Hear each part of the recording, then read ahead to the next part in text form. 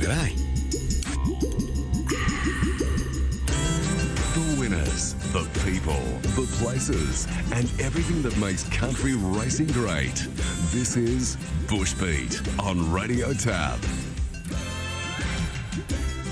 300 metres to go and Heroism's found himself in front. He's on the outside of Eshiel. Here comes Loud Enough down the outside and Charlie Cat's running out of his skin. 200 metres to go and Heroism's joined on the inside by Eshiel. Eshiel drove clear inside the 100. He has been all over Queensland. He comes to Cloncurry and he wins the cup impressively by 3 lengths to Heroism, who ran a great race. 3-way photo for third, making shadows. Loud Enough, Charlie Cat, Almighty Gold made up some late ground. Then we had Snippy Strategic. Eshiel taking out last Friday's Cloncurry Cup for Dan Ballard and Todd Austin, and now qualifying for the Country Cup's final at Doomben in December. We'll bring you news on that on Bush Beat this morning as we welcome you to the show once more this week, as well as news on Silent Flyer's Cunnamulla Cup victory, all the girls at Clermont on Saturday, Brayton Swaffer and Ross Tilley back in the saddle on the weekend, and 8 over taking out the Gander Cup. We've got lots to get through this morning and plenty of news to bring you. Helping us out with that news, as always, is Rob Lark. Good morning, Rob.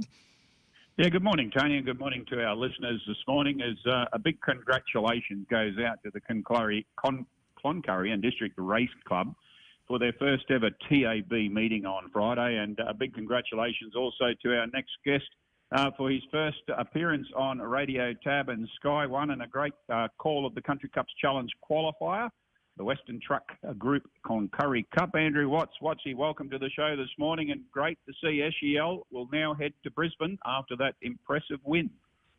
Good morning, Tony. Good morning, Rob, and good morning, listeners. Yeah, it was a very dominant win, and if you go back and watch the replay, I think the race was put to bed after about 300 metres. Ballard got him more or less in that winning group of horses, and he just rolled along. And he's got a great association with his horse. We go back to the start of this year where he won a couple on him. I think he won one here at Longreach and one at Barcaldine. And big weight, it wasn't a problem. He took the shortcut home and pulled right away, won by 3 1/4 lengths over Heroism, who was gallant in defeat. Charlie Cat, who missed the start by about 5 lengths, got home into third, beaten some 7 1/4 lengths, but all honours there with Todd Austin, Dan Ballard, and of course Eshiel. And congratulations to a long list of owners, including Kerrod Power and the team, and Josh Fleming. They've got 2 qualified for Brisbane now, Media Vita in the sprint, and Eshiel in the Country Cup's Challenge. Yeah, Eshiel joins Galapagos, Valenti, and also Deadly Choices, Fluidity, and Eshiel now goes into that. And the form comes through with Valenti there too, Andrew, with the Longreach Cup winner beating it into 4th place here during the Longreach Cup meeting. He did, and speaking to Todd Austin post-race, and Longreach Cup was a run for Eshiel. I think this was the target all along. And look, that run behind Belonte here in Longreach with a big weight, I think it snuck under the radar a little bit. He ran 4th, but he wasn't beaten far, and second up after that little 8-week freshen up. His presence will be definitely felt in Brisbane. Yeah, he's been there before and he deserves to go. As you said in the call, he's been all over Queensland. He's been so consistent with Toddy Austin. And when you go to the Country Stampede event, it also was a quinella to the Central West trainers with Boy Foster and Todd Austin, this time in the reverse order, with Zukaz continuing with his great form in Cloncurry. Yeah, if you look at Zukaz, you go back 2 runs and he beat a horse called District there at Cloncurry. That form was franked immediately with District winning the Ewan Heat and then going to Brisbane and not being disgraced, beaten only about 5 lengths. He tracked the speed set up by Wicked Wiki and missed out. And another one that kind of got under the guard of the punters, started $12. He was really strong in the run to the line. I thought the run of the race came from Wicked Express. Had a wall in front of it turning for home, and he got through late, albeit he did have his chance to win. And Tango Rain Connections advising that his prep has come to an end.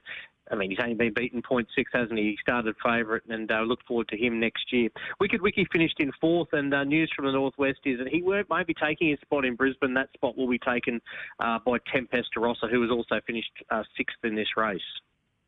It was a good day out from that meeting for Boy Foster and Toddy Austin. Todd, in fact, bookended the program, and both of them having a double on the day. Yeah, they did. Just before I get into that, Rob, speaking to Brendan Parnell this morning, Racing Queensland extremely happy with the turnover too on Friday, so that's good news going forward, especially looking at showcasing more of these meetings down the track. As you said, Tsar Bomber was the first leg of a winning double for Todd. Brooke Richardson travelled the 600 Ks up there just for the one ride, 3 wide the entire trip, but as we know, Brookie's great on a front runner, beating Lingy and the favourite She's Winnie Blue, and as you said, double to Boy Foster also with Zenday, who's really back to his grade now in a benchmark 60 and forged clear to win by 2 1/4 lengths over Lord Windermere and Bold Sam. The other winners on the program, Rob, Nitro City was an impressive winner for Sean Royce and Jason Hoopert. Hoops took off at about 3:50 to go and finished down the middle of the track over Miss Ziz. Win for that galloper's not too far away, and back her always consistent in 3rd position. And Echelon Rose, I know a horse you've always had an opinion of, Rob, heavily backed, about $7 into 280 and favourite. Last stride winner over Captain's Pick, who looked to have it all sewn up with about 50 to go. And King Landon, who was wide throughout, finishing in 3rd position, were the other races on the day. But yeah, we had Christmas Creek for Dan and Denise Ballard as well, who won just over a lot of Fox and Craig Lee Altona in race 5. But a big congratulations to Luke Daniels and his team. The horses all out on the track in time, all loaded in time. I think we were fractionally late for one of the 7, but they did a fantastic job, the Cloncurry Race Club. You're on Bushbeat this morning as we look back at last Friday's Cloncurry Cup.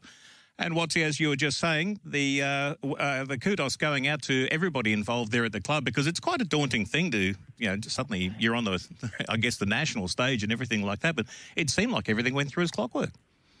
Yeah, no, they did a fantastic job, and credit to the stewards, all Ray Smith and Laney and the team as well. They worked closely with the club, making sure all the ducks were in a row, and I think they really did a great job, and it came across very well. And as I said, the turnover was there as well with the betting, which is also a good sign. And big shout out goes to, as I said earlier, Brooke Richardson, but also Tess Townsend, who travelled around 3,500 Ks in 3 days, racing up there at Cloncurry via Augathilla to Cunnamulla. So yeah, there's a lot of hard yards went into the meeting, but a successful day all round.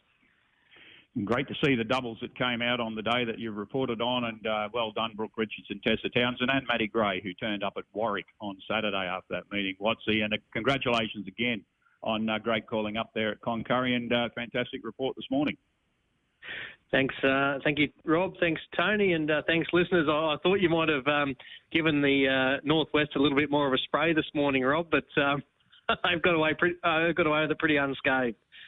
I think we need a little bit more time to go into depth with that one. We'll just continue to wait for the finals of the Country Cups Challenge and the Stampede, and those Stampede qualifiers now as we see them developing. Absolute Bonza, Media Vita, District, Tempesta Rossa in place of Wicked Wiki, and now Zukaz. Congratulations to them, and a great quinella for the Central West trainers in both the Country Cups and the Stampede.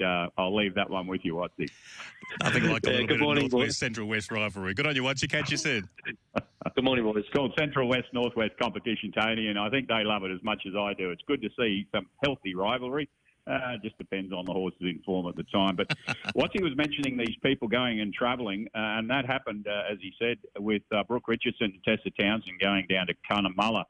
They actually quinellaed race 5 on the program, getting late in the day when Silent Flyer took the Cunnamulla Cup, Tony, the solo flyer 7-year-old. He'd come off this 4th in the Taroom Cup. I'm keeping an eye on Galapagos' form out of this because the runners behind him have been winning ever since. He's 2 from 3 at the track, though, so he likes it there. He beat Brooke Richardson's mount. Hanover Square, of course, was a Battle of the Bush winner, and all ease into 3rd place. So, again, a decent form line there, and particularly linking to Galapagos. Now, it was a case of Rod and Rewald, Johnny Rudd and David Rewald doubles on the day.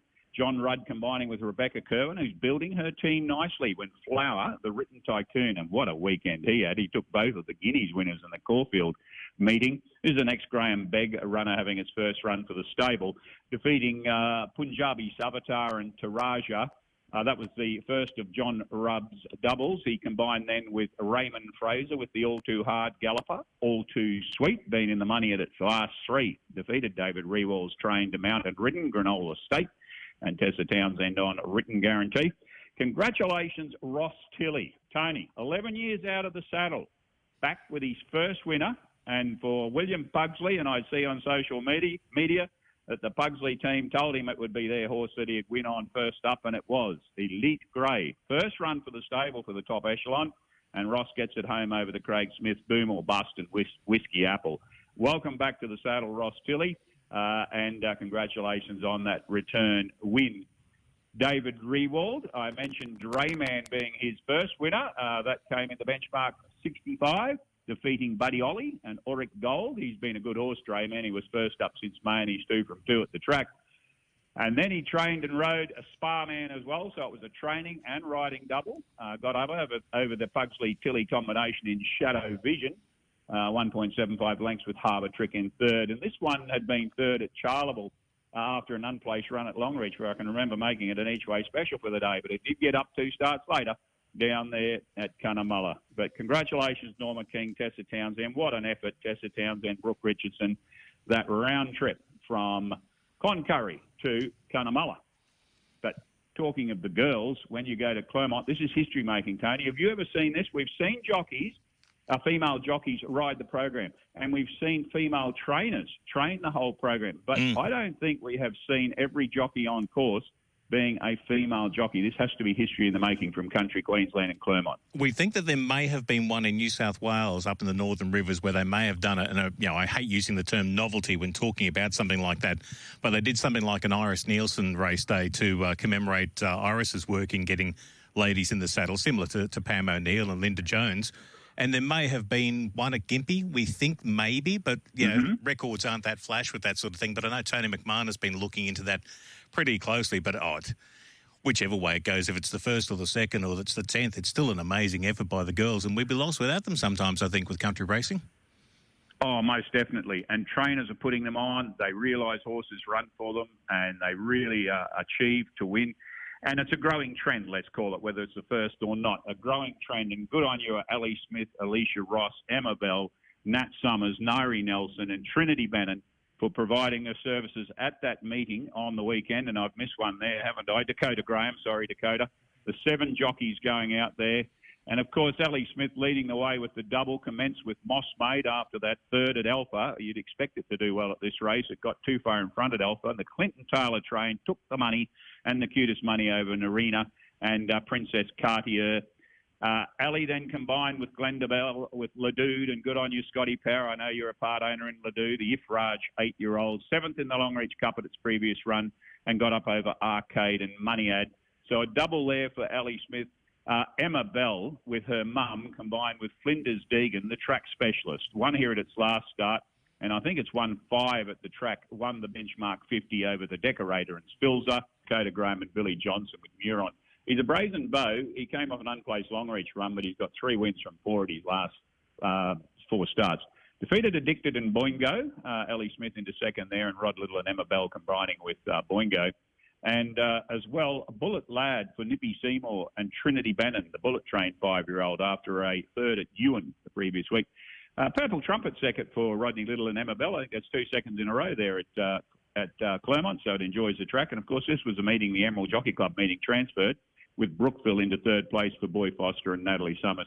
But just a wonderful and a great story on Racing Queensland, and great to see Ellie Smith giving credit to all the girls being there. But just as importantly, mentioning the importance of those upper echelon riders, the Jamie Carrs, and it was great to hear Jamie Carr picking up the Caulfield Cup and Melbourne Cup ride on Prince of Aaron, riding in superlative form, and of course had a big win on Mr. Quickie at Caulfield on the weekend. And these girls look to that level, because that's one day where we hope they will be going, and they certainly have the determination and drive to do it, Tony. A big congratulations all round for that effort up there at Clermont, with the continuing trend of the lady jockeys dominating the meetings and being the only jockeys, in that case, in attendance.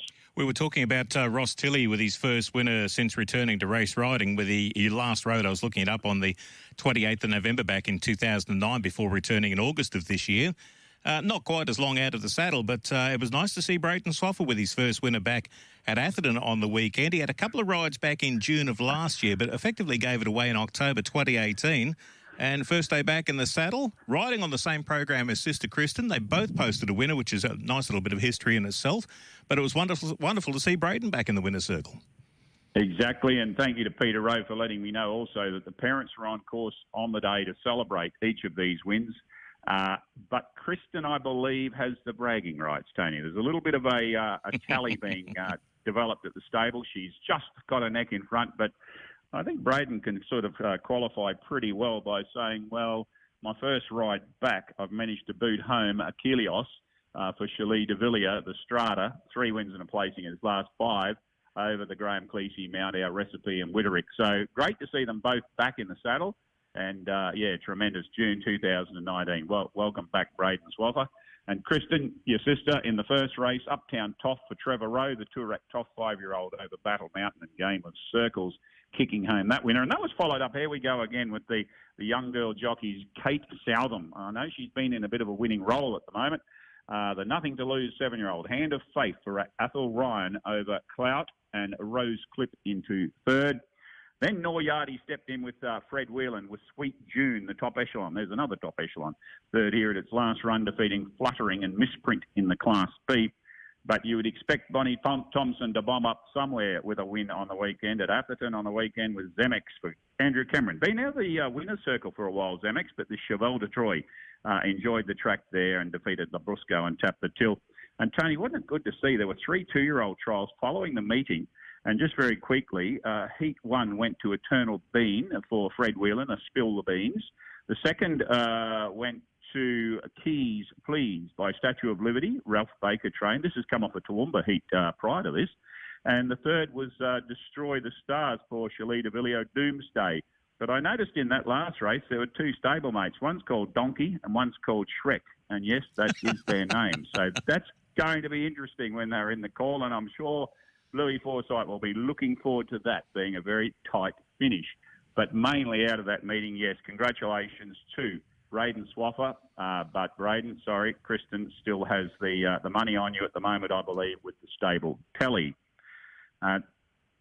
That goes to the Gayndah meeting, where we'll come back to this Gayndah meeting shortly, Tony, because we're talking about how the young ladies are dominating doing such a great job and dominating with meetings. Well, it was a Hannah Richardson day out there, and of course it was the Richardson-Reynolds stable doubles that dominated the meeting. But Hannah Richardson with the 4 winners on the day, and I'm also going to come back as well to this meeting because it was great to see Craigley Arion getting a win for Stan Johnson and Crystal Johnson on the day, and it was one of the Hannah Richardson rides. Here on Bush Beat, as we look back at the country news, and as you're saying, Rob, Gayndah on the weekend, the Cup going to 8 over for Hannah and Glenn, but it was Hannah's big day out, 5 rides, 4 winners and a third. Yeah, definitely, and it was husband and wife teams of Hannah Richardson and Glenn Richardson and Dave Reynolds and Leanne McCoy that dominated the meeting with the Reynolds stable with 2 winners, the Richardson stable with 2, but Hannah kicked it off with Dave Reynolds with Crafty Aquila. This is a helmet 7-year-old that won at Chinchilla 4 back, and it's always been a good old horse, this fellow, and he took the benchmark 60 over Tedder Express and Turbo Teddy in that race, and boy, oh boy, it looked dry out at Gayndah on the weekend as it did at Tara the previous week, as our country areas suffer from continued drought. But Hannah then combined with Glenn in the second with Senko Sidra, the Red Dazzler. Oh, consistent form here. 2 wins, 2 placings. Its last 4 got up over the Dave Reynolds, Leanne McCoy. They really kept it in the family stables. Queen of Main Street into second and a close finish there with WinQuest into third. And then we go to the third event, the Cutest Maiden Plate. The money didn't go off here with Cutest money, but Konnichiwa for Dave Reynolds and Leanne McCoy combining this time. The odds-on favourite expected to win, and it did just that by 2.5 lengths over Toy Whitty and Reigning Richards. This is an ex-Graham Begg horse, and I think I mentioned, or there was one earlier, it was an ex-Graham Begg horse. It was Flower at Cunnamulla. So they've performed well at their first start for the new stables with Toy Whitty second and Reigning Richards third. 8 over, as you said, took the Gayndah Cup over the 1,000 metres, carried the 64, the Lonhro, for its 11th win in 39 starts, and it's Hannah's third winner of the day for husband Glenn. Over the Reynolds, this time combining with Shannon Stephan, a Music Scene and Weissman into third. He's a good horse, 8 over. He won at Nanango 2 back and was unplaced at Eagle Farm at its last run. Could be an interesting horse if it comes to things like the Stampede, if he qualifies at some point for that sort of event. And as I said, Craigley Arion for Crystal Johnson and Stan Johnson, a good boost for Stan. Hasn't been the best of health, but he did tip this, I believe, on the way to the track when Crystal left. He thought Arion would have a big show, the Warhead. Second run back after an unplaced Idesville run, and Hannah Richardson kicked it home over Run Pam Run and our last penny to wrap up the program. But wonderful day's riding, Hannah Richardson, the 4 winners, and that really is the icing on the cake when it comes to the weekend with those girls in Clermont being the only jockeys there, and the whole 7 of them riding the program, obviously, out of that. And then when we turn our attention, Tony, to Warwick, and we will be hearing the Warwick Cup result here with Rosie Posey, Matt Kropp and Kate Cowan, another young lady combining. And congratulations to owner Mike Kelly and wife with Rosie Posey after the win at Dolby, went to Toowoomba, and you had to just watch this race, and when you saw it was going to win a long way out. Great ride for Kate Cowan. Defeated Yabba Dabba Dooya and Scrabble, back into some form in third. And Few Too Many took the Newmarket for Ben Aarons and Matty Gray. Now, Matthew Gray, Cloncurry Friday, Warwick Saturday. He's done a great job, and he's getting the results. This 6-year-old by Captain Sonador gave him the win in the Newmarket over Polpo T. Tamburo, and See for yourself. But it was a tremendous ride on a Rosie Posey, taking out the Warwick Cup on Saturday, Tony.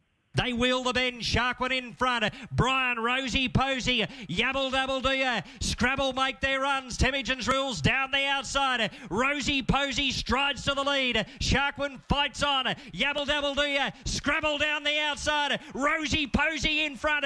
Back-to-back wins in the Warwick Cup for Rosie. She's too good. Rosie Posey beats Yabble Dabble Dooya, Sharkwood and Scrabble I favour. Then Melted Moments. Rob, we always talk about how nice it is when you can win your hometown cup, but I think it's pretty nice as well when you can win back-to-back cups and go out there and defend your title from the previous year.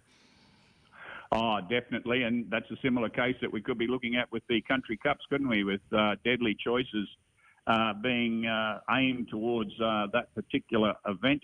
And have I got the right thing there? Yeah, Deadly Choices, of course, getting into that already with the Mount Isa result. And we look forward to this weekend, Tony, where the Stampede and the Country Cups Challenge continue at the Barcoo meeting, the Blackall meeting, with the Blackall Cup Open Handicap or Open Plate over 1,400 and Open Quality over 1,050. And also at Innisfail with the Johnson River Open Handicap and the Innisfail Cup. They're going to be mighty heats as well. And the Barcoo one shaping up with horses like Splits, Fully Maxed and Fabs Cowboy likely to make an appearance. And I'll be making an appearance there in the weekend. And be back with Bushbeat with that result, as we will with Peter Rowe, I'm sure, out of Innisfail on after this Saturday, Tony. Yeah, we wish everyone all the best for their meetings coming up this weekend. Charters Towers Amateurs Cup Day, as you say, the Country Cups and Stampede qualifiers heading to Blackall and Innisfail, plus the big day coming up with the Coral Coast Shield qualifier at Rockhampton, meetings at Mount Isa and Wandai as well. I don't think I've missed one along the way somewhere. Taroom is the other one. That's right, the Mitchell meeting's been transferred to Taroom. We're wrapping up Bushbeat for another week, and Rob, we've highlighted some of the meetings coming up this weekend as we head towards the next round of heats for the 2020 Racing Queensland Country Cups Challenge and Country Stampede. As we touched on there, the Blackall Cup and the Innisfail Cup will be the next legs of the Country Cups Challenge. But then after that, the following Saturday, Clifton Cup Day and Gympie Cup Day on the 24th of October. October 31, we head to Home Hill for the Burdekin Quality as well as the Yapoon Cup. And then coming up to Melbourne Cup Day, Charleville Cup and Cumbria Cup are always iconic events that do feature in the Country Cups Challenge. Before we then have the Central Highlands Cup coming up, and I'm not sure whether that meeting is going to be at Emeralds at Iron Park or whether that one's going to move to Pepperina Park at Clermont as well, but we'll confirm on that one before we wrap it up with the Cairns City Cup and the Roma Cup in November. And, of course, then all roads lead to Doomben, George Moore Stakes Day on December 5. Well, there'll be a lot of people looking to those finals on December 5 as they're starting to take their place in the Gatesies runners, and interesting to see with horses like, as Andrew mentioned, Wicked Wiki not travelling down. Tempesta Rossa will be taking its place as the second place getter in that particular heat. But a lot of interest will be shown with this heat at the Barcoo meeting on Saturday. And congratulations again to the reverse Quinella for Todd Austin and Boy Foster in the Stampede and the Cup up there at Cloncurry. They took the Quinellas. They just changed the order around in each of the races. And a big congratulations yet again to our 7 lady jockeys at Clermont. Hannah Richardson for her 4 winners, Ross Tilley and Braden Swaffer for being back in the saddle and getting great wins on the weekend. And if anyone's got great news coming through for country racing, just email me at barkersnews@optusnet.com.au. We'll be back next week and reporting back particularly on that Blackall Cup meeting with the next heat of the Stampede and Cups Challenge, Tony. Good on you, Rob. Have a great week. Good morning, Tony. Good morning, listeners. Thanks to Rob Lark and Andrew Watts for joining us this week to wrap up Bushbeat and all of the country news. And we wish everyone racing this weekend a great day at the races and especially safe racing as well. Don't forget, you can now catch up with the podcast replay of Bushbeat each and every week. Thanks to our friends at On The Bit. They have some big news coming up a little bit later on in the month where they'll be launching their website, as Gavin told us about a couple of weeks ago on Bushbeat. But we're sending the link through, and certainly thank Maddie and the team at On The Bit for helping us get the word of country racing out there each and every week. So that link will go up to our Whooshka page very soon. You can also subscribe through the usual podcast sort of pages to be able to access your Bushbeat replay each and every week. And we will catch you back next week on the show, wrapping up country racing once more.